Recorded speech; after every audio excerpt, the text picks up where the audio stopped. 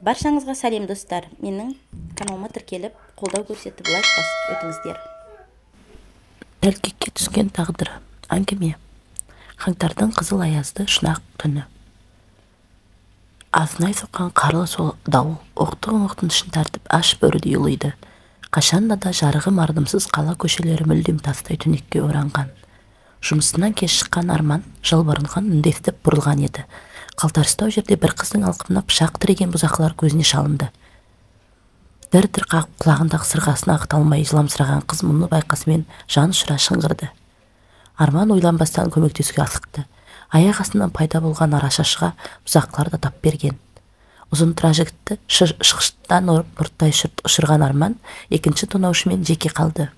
Ол болса, келсең кел дегендей пышағымен ауаны осқылап саспайды.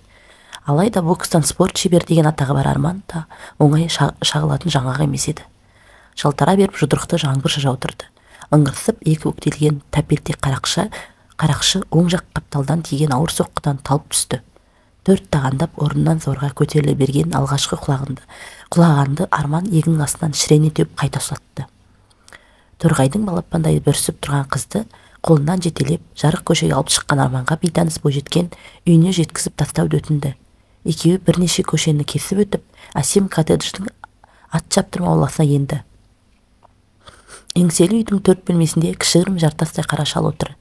Қанталаған жанары бұж-бұж жүзіндегі білеудей тыртығы кімнің де болмасын мысын басқандай.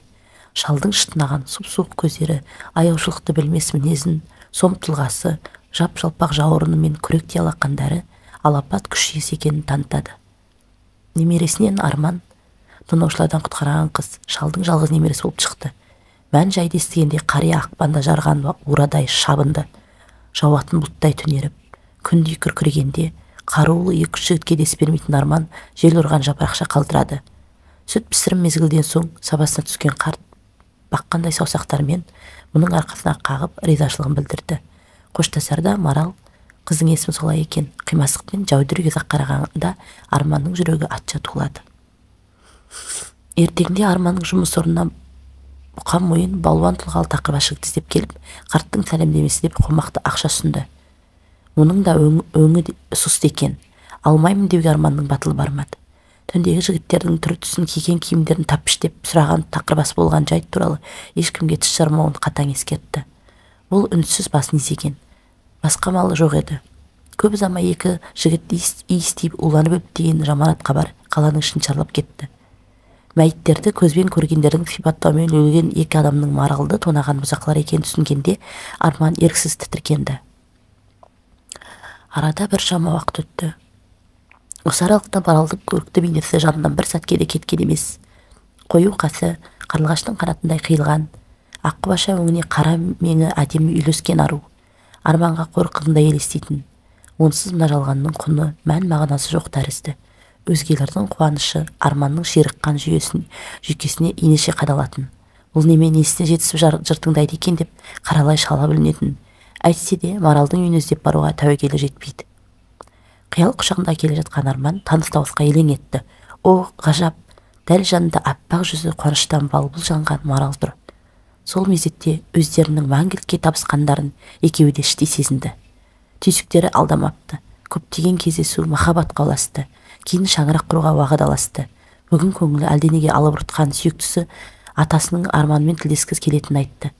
Арман уәделі уақытта қарттың үйіне жетті. Мол дастархан, басындағы өңшең атан жілік апай төс жігіттерден алып тұлғасымен дараланған қария бұларды ілтипатпен қарсы алды. Арманның байқағаны жиналғандардың баршасы шалдың алдында байыпты сөйлеуге тырысады екен. Қонақтар тарқап, өздері оңаша қалғанда Хасен қарт айтар сөзін сабақтады. Балам, бізді тағдыр табыстыр деп қария әңгімесін бастады. Тағдыр бірде бетімен, кейде қырымен келетін анық. Мен өмір отқа да суға да салды. Әр нәрсенің өлшемі асауға тұсау, қиянатқа жаза бар.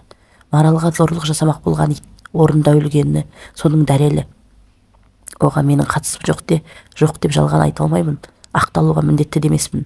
Бәлкім сен келешек жарыңның шыққан тегін нәсілін білгің келетін шығар. Олай болуды заңды ендеше мұқият құлағыңды сал. Зердеңе тоқып отыр. Қазалының өз орталығы болғанын естіген бар шығар. Менің әкем әбен ояз бастығымен жақын араласты. Көзі қарақты, көкірегі ояу жан еді. Үлкен атамыз мұсылманша дәріс алған, қасиетті мол, аруақты адам болыпты. Жақсыдан шарапат, мыңғырға мал ұстап, Ресейге үздіксіз кіре айдатқан. Әбекеңнен қайыр көргендер ел ішінде жиі кездеседі. Адамға жасаған жақсылығында, істеген зұлымдығында алдыңнан шығатын рас екен. Сонау қоянның қысында қалың ел жұрттан қатты тарықты. Қиын шақта әкем талайда қолының ұшын созды. Әсіресе бізбен қоңсылас отыратын Әйтеннің отбасына барынша көмек жасады. Ертеректе барымта кезінде соққыға жығылған Әйтен жарымжан адам еді. Әйелі Назымда, қой аузынан шөп алмас момынның өзі. Олардың ауыр тұрмысын білетін әкем сауынға сиыр, азық түлік, киім-кешекке қоса мініске жарамды жылқы берді. Ақыры таусылмастай көрінген қыста өтіп, күлімдеген көктемде жетті. Осындай күндердің бірінде әкем той жабдығына кірісті. Елді жинап, Әйтеннің ұлы Асқатты Хасенім де кіндіктен жақын еді. Мен балалы жалғызым ағалы болсын деп асық жылы ұстатып, өкіл бала атандырды. Көкпар тартқызып жамбы атқызды. Әкем Асқатты менен ешбір кем көрген жоқ. Тіпті өзінің құрдасы Саматтың қызына құда түсіп, Асқатқа отау құрғызды. Жас жұбайлардың еншісі деп алына қыры бар мал салды. Беу дүние-ай, бауырына улы жылан басқанын, ажалының қаншер асыранды ұлынан келетін ғазиз әкем қайдан білсін. Мамыр айы туысымен қара дөненнің алқабы жасыл кілемдей құлпырды. Самал тербеген алуан гүлдер жаныңызды жадыратады. Үлкен де, кіші де мәз. Кісі бұлғақтаған арулар, шашбауы сыңғырлаған келіншектер, сырт көзге көктегі періштедей көрінеді. Өздері сәл жерге тотыққан азаматтары қарағайдың бұтағындай ірі. Уыз қымызға тойған қариялардың өңі жас жігітке бергісіз. Ал кимешекті салиқалы кеуаналар елдің құт ажарындай. Жазға салым Ердәулет бай әкесіне ас берді. Қисапсыз сойылған малдан ащы көлдің жағасы қан сасыды. Бәрінен бұрын қарға құзғын мелдектей тойды.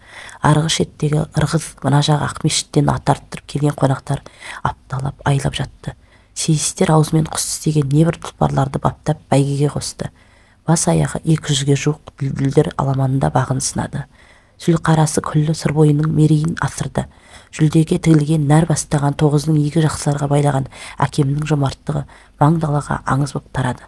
Шіркін, ол бір ішпей мас, жемей тоқ уақыт еді-ау. Бәлі, қайда аяқ астында? Бәрі күтпеген жерден басталды. Асқат Сүлқарамен киік аяғына жем түсірді. Қыздың қалыңына бермейтін жануардың аянышты қан күйін көрген әкемнің өкіл баласына тілі де қолы да тиді. Ағайыннан асқан жау жоқ деп бекерге айтылмаған. Қызғаныштың қызыл өрісті өзектерін өртеп жүрген арамзаларға ілік табылды. Көкеммен, біз Асқатты көке дейтінбіз. Әкемнің ортасына араздықтың отын жақты. Жалын дүрлеп жараны ушықтыра түсті. Кесірі маған тиді. Кіші отауға сәлемдесе барғамын. Табылдырықтан аттай бергенімде көкем иттің күшігі маған жолаушы болма деп жағымнан салып жібергені. Мұндайды күтпеген едім. Күреске түсіп жылдалып жүрген палуан жігіттің соққысынан қалпақтай ұштым. Бет аузымды қан жауып кетті. Ауызы біршілікті ойлап ешкімге тіс жармадым. Бірақ мен жасырғанмен біреулер әкеме жеткізіп барыпты. Ақыр соңында көкем мен әкем қайта көріспестей араздасты. Бұл менің қабырғама қатты батты. Татулыққа сызат түсірген Сүлқараны өңірге танымал емші Нұркен ұзақ уақыт емдеп қайтадан қатарға қосты. Кеңес өкімет орнады. Артель құрылығына еті тірі Асқат төрағалыққа сайланды. Іштен шыққан жау жаман. Кешегі бауырымыз басымызға қара бұлт үйірді. Әкемді бай құлақсың деп жиыннан қуып шығыпты. Көз жасы сақалын жауып тұншыға елген әкемді анам көпке дейін жұбата алмады. Бұл бастамасыған екен. Ірі байларды кәмпеске дейді, ит жекенге айдайды мыс деген суық хабар ел ішін шарлап әкетті. Бұл нәубеттен құтылмасын сезді ме, әкемнің қалаға баруы жиіледі. Ол ешкімге жақ ашпайды. Бір күн әкем қаладан суыт келді. Жанында мылтық асынған 4-5 жігіті бар. Өңі өрт сөндіргендей түтігіп кетіпті. Алас қаппас үйлерді шықтырды. Таңның атуына қарамай суыт көше жөнелдік. Жол жөнекей ащы көлдің маңына аялдадық. Мені ертіп алып, қалың шидің арасына енді. Бір жыңғылдың түбінен құнан өгіздің бас терісінен жасалған шанаша, тері қап, салынған әлде бір ауыр заттарды асығыс көмді. Сорғалаған терін сүртіп, балам, дәм жазып атамекенге қайта оралсаң осы жерді ұмытпа. Жаңағы мен жасырған алтын күміс өзіңе емес ұрпақтарыңды асырауға толық жетеді. Мен тағдырдың пешенеме жазған көрермін. Тек сен аман бол деп ұзақ егілді. Алайда Асқат бастаған қыз әскерлер ертеңінде ізімді қуып жетті. Әкемді табан астында атып өлтірді. Қаралы көшті ауылға қайтарып әкелді. Мал мүлк, асыл заттар талапайға түсті. Бізді халық жауының отбасы деп Астраханға жер аударды. Шығарып салуға халық көп жиналды.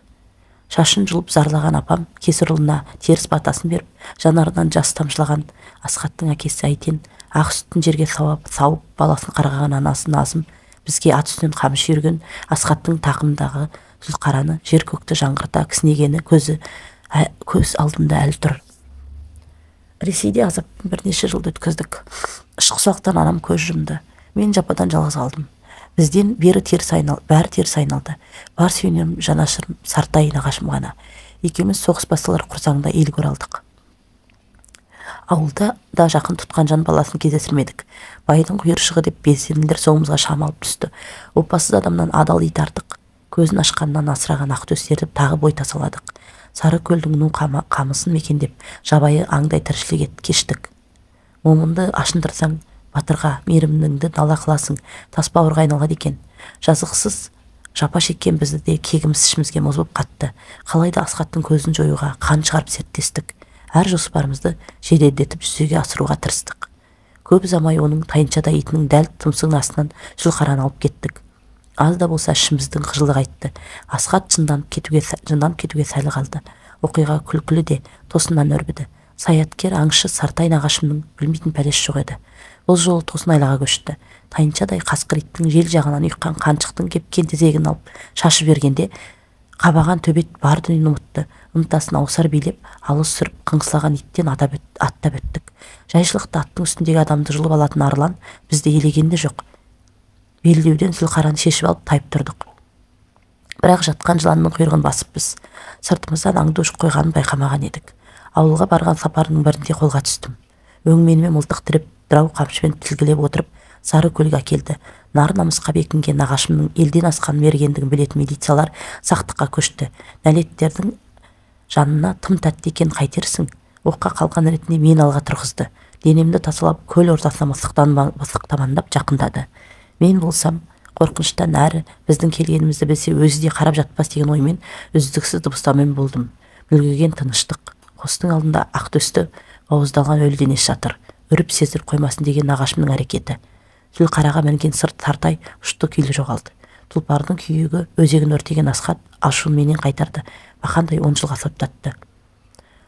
Зонада Сағит атты баскесерді өлтіріп, тағы 10 жыл жамадым. Тұла бойы жүн басқан жуан жұдырық тау жігітінің озбырлығын аштамадым. Екеуміз тұтасқанда еңгезер денеме жеңіне жасырған өткір затпен осып жіберді. Бетімді қан жауып, дүние шыр көбелек айналды. Сәл кідірсем өлетінімді білдім. Жандармен ұмтылғанымда қолым алқымда тиді, сығымдай қысып, жұлқи тартқанда өңі шырылын әкетіпті. Соғыс уақытының қатал заңы мені қапаса шірітуге айналды. Кеңес өкіметіне көңілім ешқашан жылаған емес. Өзің ойлап көрші. Әкемнің нақақтан қанын төкті. Өзімді жазықсыз қудалады. Сонда мен большевиктердің өкіметін не үшін жақтауға тиістімін?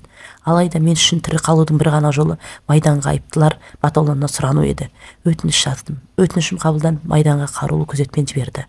Осылайша қанды қасаптың бел ортасынан бір-ақ шықтым. Ажалмен қысқа күнде 40 кездескеміз.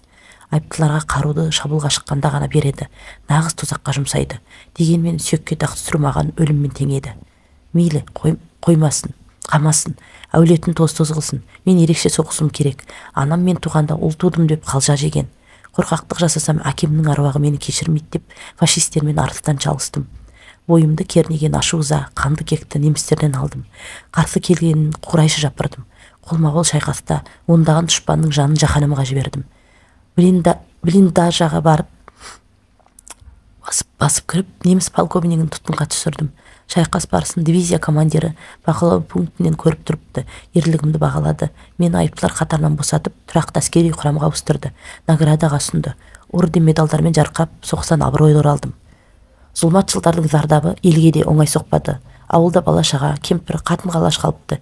Әйтсе де өзегі талған халықтың тірлігінен нәрі беріп тұрғанда солар болатын. Бұл дүниенің есесі о дүниедегі кетпейді екен. Мемлекеттің ақшасын жеп сотталып, қамақта өлген Асхаттың жартылай құлаған үйін көрдім. Өзі айдауға кеткенде әке-шешесі аурудың салдарынан қайтыс болыпты. Әйелі басқа біреуге тұрмысқа шығыпты. Ал баласы маралды тонауық болған екеудің бірі Асхаттың жалғыз ұлы екенін кейін білдім. Екі тонаушының да қайғылы қазаға ұшырағаны өзіңде естідің. Уақыт бәрін емші. Әкемнің жасырған көмбесін қазып алдым. Соның арқасында емін-еркін өмір сүрдім. Үйлендім, перзент сүйдім. Мерейлі болдым. Кейін Маралдың ата-анасы жол апатынан өмірден озды. Бұл қаза маған аса ауыр тиді. Ойлана келе ата-анасы қалған жетім балаларды асырап жеткізуді мақсат тұттым. Бүгін өзің көрген жігіттер, сол балалар, менің ұлдарым, Маралдың бауырлары. Олардың көздеген ізгілікке лайықты сый жасау, озбырлықты жүгендеу. Әйел өмірдің сәні, еркек үйдің ханы деген. Құлындарым, бір-біріңді аялаңдар. Ең бастысы шынайы махаббат, кіршіксіз көңіл екенін ұмытпаңдар деген қарияның айбын дөңін тарамдап жас жауды. Тағы да бір таң атты. Жаңа көтерілген күннің әлсіз сәулесі арманға уыз бақыттың хабаршысындай көрінді. Солай болғай.